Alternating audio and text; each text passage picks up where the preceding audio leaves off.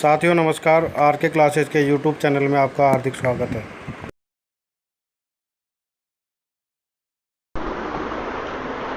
आज हम केंद्रीय प्रवृत्ति के माप कक्षा 10 का जो 17.1 चैप्टर है 17वां, उसमें माध्य के बारे में बात कर रहे हैं। माध्य प्रेक्षणों का योग बटे प्रेक्षणों की संख्या होता है। इसे हम औसत के नाम से भी जानते हैं और माध्य को समांतर माध्य के नाम से भी जाना जाता है।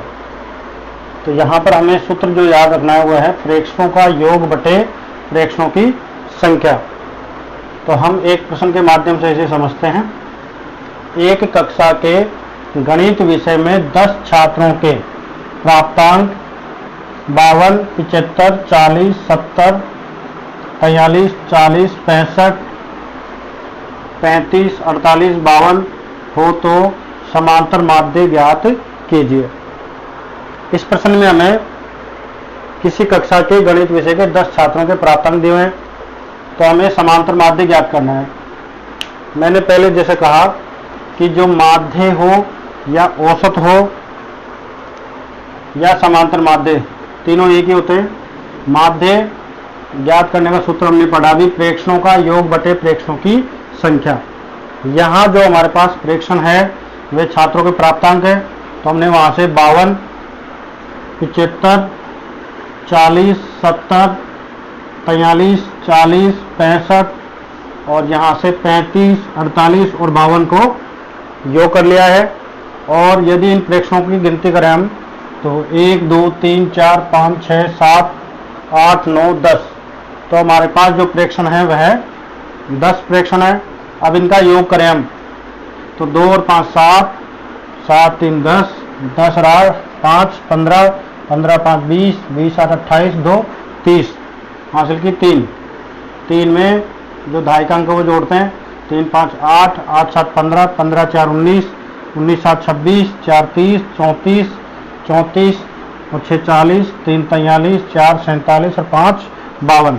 तो हमें ये प्रेक्षणों का जो योग है वह 520 प्राप्त होता है और प्रेक्षणों की जो संख्या है वह 10 है।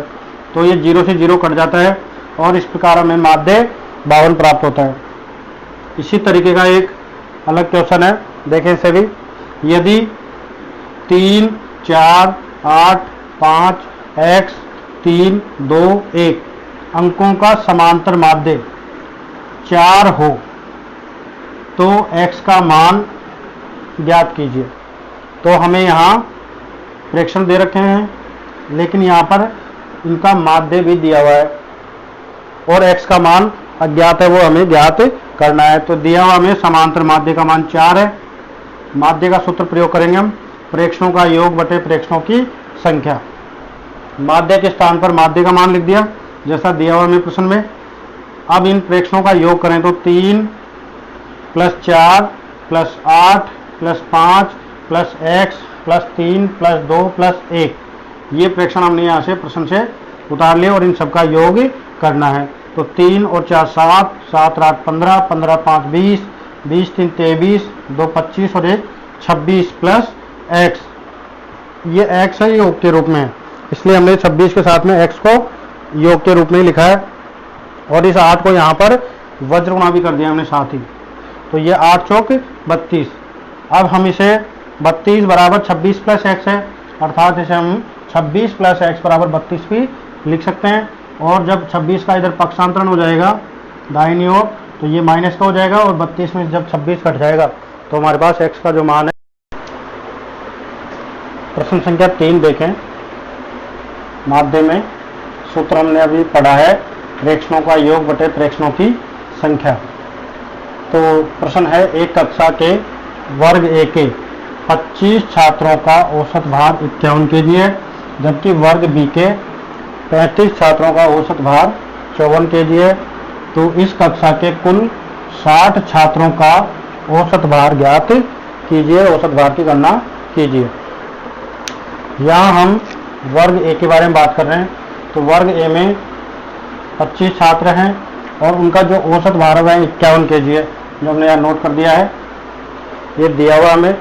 वर्ग बी की ओर देखें तो वर्ग बी में 35 छात्र हैं, अर्थात छात्रों की संख्या 35 है और इनका औसत भार 54 kg है।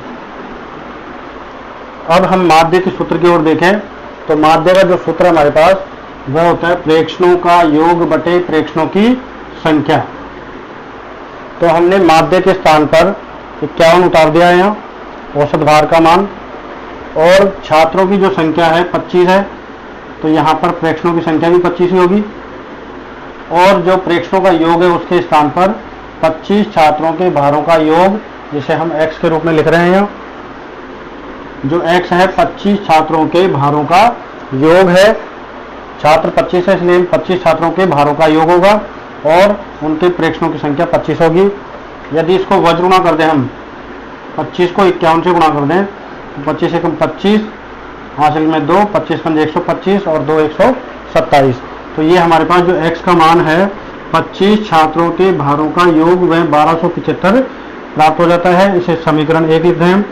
इसी प्रकार वर्ग b की ओर बढ़ते हैं हम, तो पुनः प्रश्नानुसार देखें तो माध्य के स्थान पर 54 लिख दिया हमने क्योंकि औसत भार 54 है, और वर्ग बी में 35 छात्र हैं इसलिए प्रेक्षणों की जो संख्या होगी 35 होगी, और योग में देखें हम तो 35 छात्रों के भारों का योग, छात्र 35 है तो यहाँ 35 छात्रों के भारों का योग आएगा जिसे हम y के रूप में लिख रहे हैं।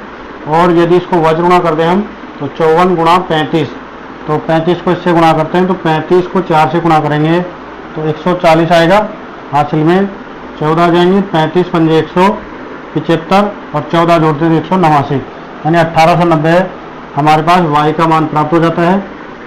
और ये जो y है 35 छात्रों के भारों का योग होगा, इसे समीकरण 2 के रूप में लिखते थे हम। अब हमें ज्ञात करना है कक्षा के कुल 60 छात्रों का औसत भार। तो कक्षा के कुल 60 छात्रों का औसत भार हमें ज्ञात करना है। ये औसत ही एक तरह से, तो यहाँ पर वही प्रेक्षणों का योग बटे प्रेक्षणों की संख्या। कक्षा में कुल 60 छात्र हैं इसलिए प्रेक्षणों की जो संख्या होगी वह 60 होगी, और यहाँ पर जो प्रेक्षणों का योग है 60 छात्रों के भारों का योग होगा। तो ये जो 60 छात्र हैं वर्ग ए और बी से लिए गए हैं, तो हम यहाँ पर वर्ग ए के 25 छात्रों के भारों का योग x प्लस वर्ग बी के 35 छात्रों के भारों का योग y, और भाग में इसके 60 प्रेक्षणों की जो संख्या वो लिख दी हमने। तो समीकरण 1 और 2 से देखें तो x का मान हमारे पास 1275 दिया हुआ है, और समीकरण 2 से y का मान 1890 है और बटे में 60। इन दोनों को जोड़ते हैं हम तो 5 और ये 0, 5 7 और 9 16 हासिल की 1, 3 और 8 11 हासिल की 1, और फिर 1 और 1 2 और 1 3, तो 3165 भाग में 60 है।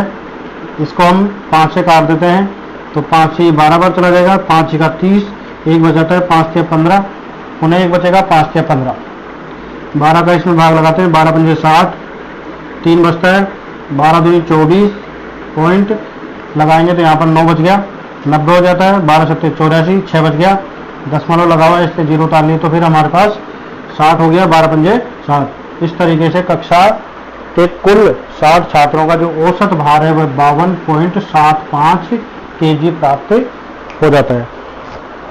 यहाँ हम केंद्रीय प्रवृत्ति के मापों में क्वेश्चन अगला है नेक्स्ट 4th। 5 संख्याओं का औसत 18 है, यदि एक संख्या हटा दी जाए तो औसत 16 हो जाता है, हटाई गई संख्या ज्ञात कीजिए। तो यहाँ पर 2 स्थितियाँ है।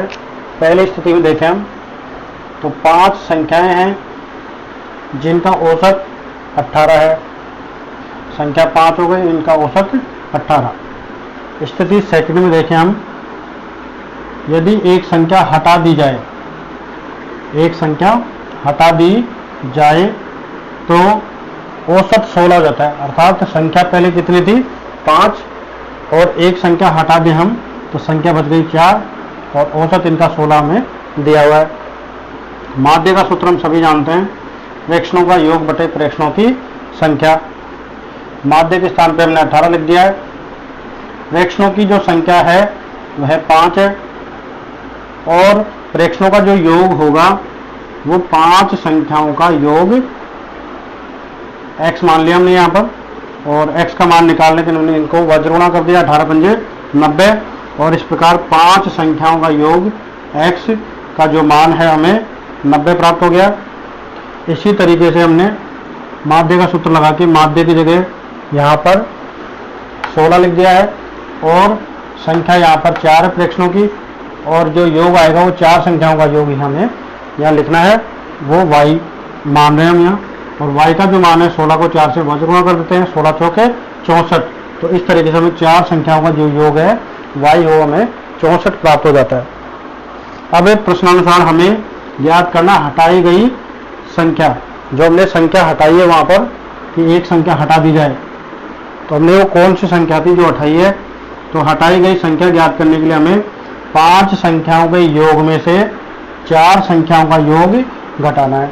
अर्थात 5 संख्याओं के योग में यदि 4 संख्याओं का योग घटा दें हम, तो जो संख्या हटी है वो हमें प्राप्त हो जाएगी। अर्थात x में से y का मान घटा दें।